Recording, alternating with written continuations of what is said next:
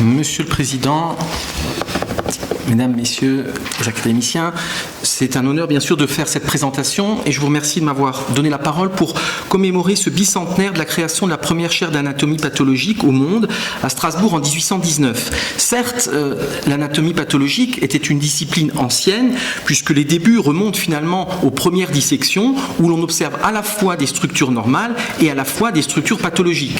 C'est le grand Morgani qui sera considéré comme un des fondateurs de la discipline, mais il y a toujours un grand fossé entre le moment où une discipline émerge et le moment où politiquement on va créer un enseignement structuré dans le cadre d'une faculté de médecine. Il se trouve que ça va être Strasbourg en 1819. Le choix de Strasbourg n'est pas un hasard. Strasbourg a un rayonnement médical depuis le XVIe siècle, notamment par la diffusion de livres célèbres par les imprimeries et les imprimeurs strasbourgeois. En 1652, au sein de la faculté de médecine, avait été créée une chaire d'anatomie qui attirera des étudiants de l'ensemble de l'Europe. Nous en redirons quelques mots.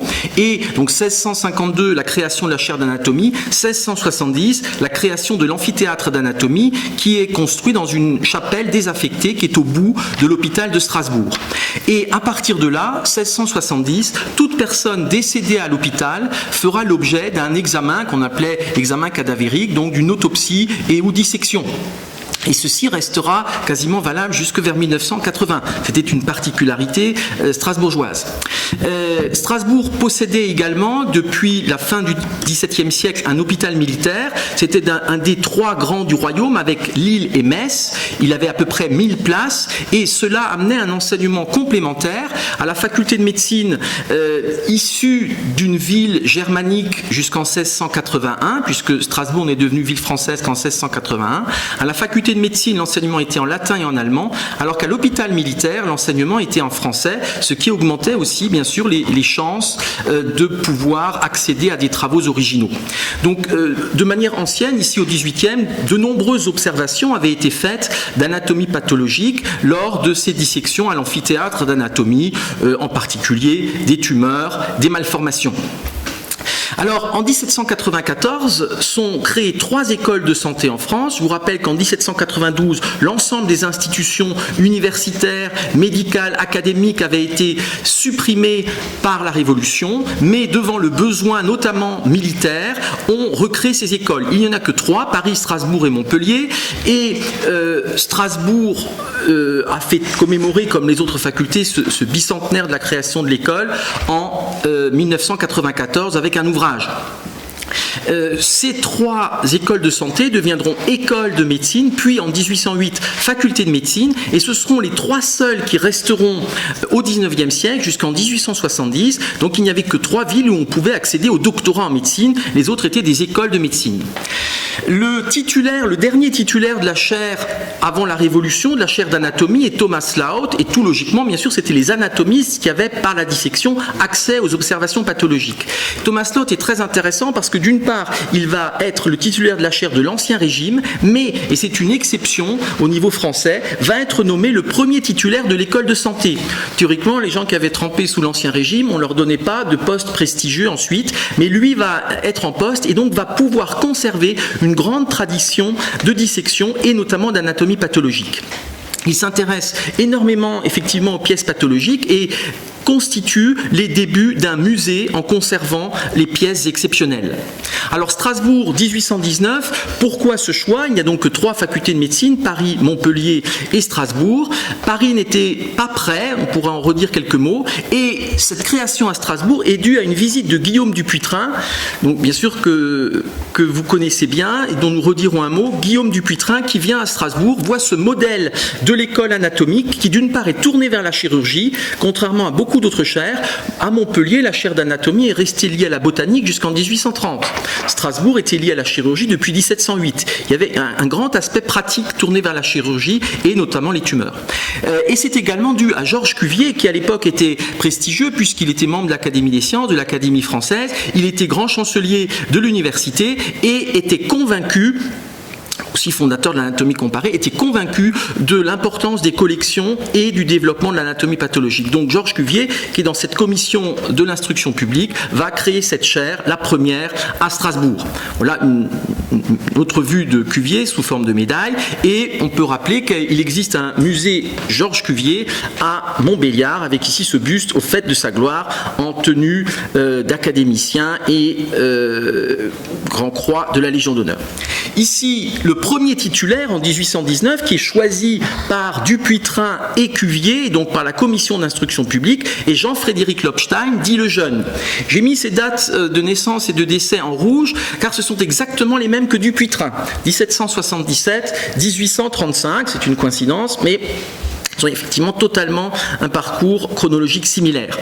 Le choix de Jean-Frédéric Lobstein, le Jeune, n'est pas un hasard. Là aussi, il appartient à une grande dynastie d'universitaires, de médecins, de chirurgiens, de pasteurs et de juristes, je l'ai déjà dit, strasbourgeois. Son oncle, Jean-Frédéric Lobstein, dit l'aîné, avait été un professeur d'anatomie illustre, attirant des gens de l'ensemble de l'Europe. Nous voyons ici un texte en allemand, puisque l'allemand est resté langue courante à Strasbourg jusqu'à la Révolution, donc à la mort de son oncle, Jean-Frédéric Lobstein. Jean-Frédéric Lobstein était illustre par ses élèves, de nombreux seront titulaires de chaires d'anatomie ou de chirurgie dans toute l'Europe, mais parmi ses élèves, il y a le grand Goethe, qui est à Strasbourg de 1770 à 1772, qui suit des cours de dissection, qu'il relate d'ailleurs dans ses mémoires.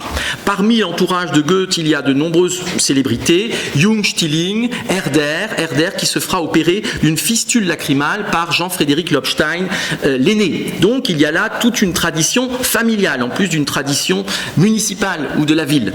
Alors Lobstein est nommé chef des travaux anatomiques, prosecteur puis chef des travaux anatomiques peu après 1800, et va faire des comptes rendus sur les travaux exécutés à l'amphithéâtre d'anatomie 1803, 1804, 1805, et à l'intérieur, il va insister justement sur l'importance de ces observations d'anatomie pathologique. Et une fois qu'il est nommé titulaire de la chaire, ici nous voyons en 1820, il publie un compte-rendu à la faculté de médecine de Strasbourg sur l'état actuel de son muséum anatomique, suivi du catalogue des objets qu'il renferme. Il y a alors à peu près 1300 préparations, et ça en fait l'une des collections les plus importantes en Europe. Alors Lobstein, une fois nommé, va publié un traité d'anatomie pathologique en 2 volumes. Il avait prévu un 3e, mais son décès prématuré ne permettra pas de le finir. Et bien entendu, ce traité, qui est un traité majeur pour l'époque, est dédié au baron Cuvier, qui a créé cette chaire et qui est grand chancelier de l'université. Dans ce traité, Lobstein va créer en quelque sorte le nom d'artériosclérose, créer et décrire le nom d'artériosclérose, qui est resté donc universellement utilisé par la suite. C'est donc bien Lobstein qui est à cette origine. Et Lobstein va également décrire la maladie ostéopsatyrose, qu'on appelle aussi la maladie des hommes de verre ou maladie de Lobstein. Ce sont les 2 grandes entités, mais c'est surtout le terme d'artériosclérose, bien sûr, qui reste dû à Lobstein. Lobstein va faire de très nombreuses observations pathologiques, ici avec des dessins faits à l'aquarelle. Beaucoup sont restés à l'état d'originaux manuscrits non publiés, mais ce sont là de très belles séries d'observations, souvent avec les relations très précises d'un point de vue texte également. Ici un poumon, un farci, donc en aquarelle. Il a laissé aussi un musée important qui sera développé au XIXe siècle et au début du XXe siècle.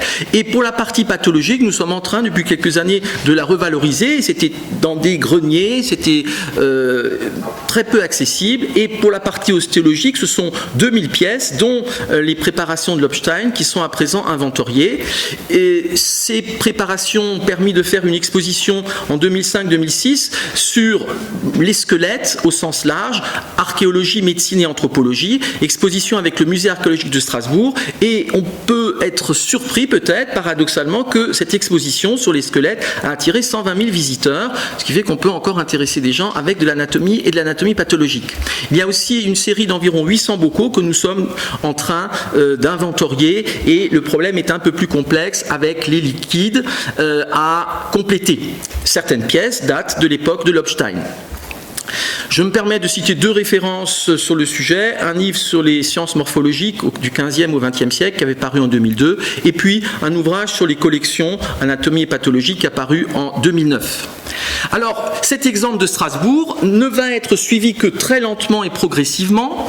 En 1831 seront créées 2 chaires au Royaume-Uni, Édimbourg et Londres, et en 1836 la chaire de Paris, nous y reviendrons, 1844 la chaire de Vienne pour Rokitansky, et Rokitansky, quand il crée à la fois l'hôpital moderne de Vienne et la chaire de pathologie, précise qu'il doit ça au traité de Lobstein. Donc il y a vraiment une filiation là entre Lobstein et l'anatomie pathologique germanique. 1847, c'est la première chaire d'anatomie pathologique aux États-Unis, à Harvard.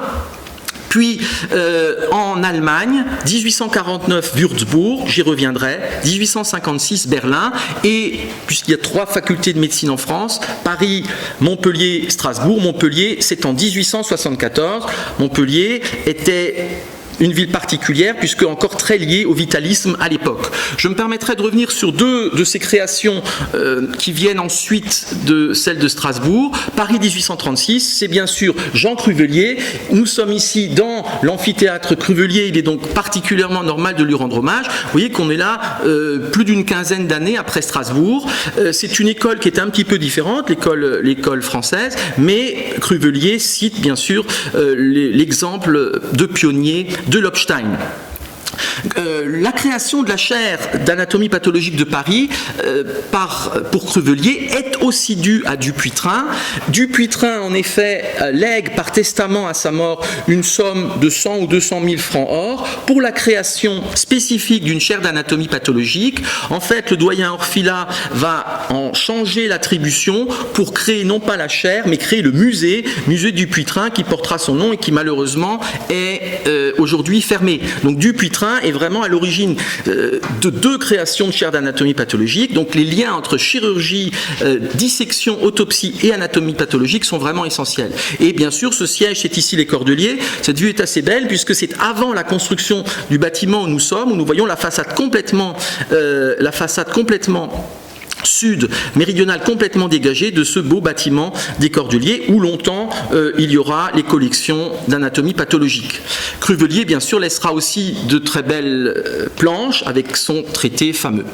L'autre chaire dont je voudrais dire un mot, c'est celle qui a été créée en Allemagne en 1849 à Würzburg. Cette chaire est créée pour quelqu'un que vous connaissez qui s'appelle Rudolf Virchow. C'est la première chaire en Allemagne à Würzburg, et Virchow est l'élève de Rokitansky, l'élève majeur de Rokitansky qui lui-même se considère comme le successeur de Lobstein. Donc il y a là également une filiation. Rudolf Virchow va être le grand pathologiste de la deuxième moitié du 19e siècle, puisqu'il crée cette chaire, la première à Würzburg en 1949, et une chaire va être créée à Berlin. C'est encore plus prestigieux. Berlin, c'était vraiment la capitale, en 1856. Et là, c'est une nouvelle page de l'anatomie pathologique qui va s'ouvrir. C'est l'histopathologie et la pathologie cellulaire, avec ce fameux ouvrage, ici c'est l'édition anglaise de Londres de 1860, la pathologie cellulaire, Cellular Pathology, ou en allemand c'est la même chose, Cellular Pathologie. Donc il y a là une école qui va se créer, et bien sûr on va passer au microscope. Ce serait une autre histoire. Paris est un petit peu en retard par rapport à la microscopie et à l'histologie. Il y avait des positions dogmatiques, donc en fait la première chaire d'histologie sera seulement en 1874 à Paris. Pour les mêmes raisons de proximité de Strasbourg avec l'Allemagne, Strasbourg a une chaire d'histologie en 1835. Donc il y a eu comme ça, paradoxalement, des retards dans certaines facultés par des positions un petit peu dogmatiques. Pour terminer, je présenterai cette plaque en marbre, cette grande plaque en marbre que nous avons retrouvée il y a quelques années dans les greniers, qui a été mise à la mort de Lobstein en 1835, mort prématurée. Voilà, professeur de médecine, mais aussi d'anatomie pathologique, et qui était directeur du musée de la faculté de médecine Argentinensis, puisque Argentinens ou Argentoratum est la ville de Strasbourg. Je vous remercie pour votre attention.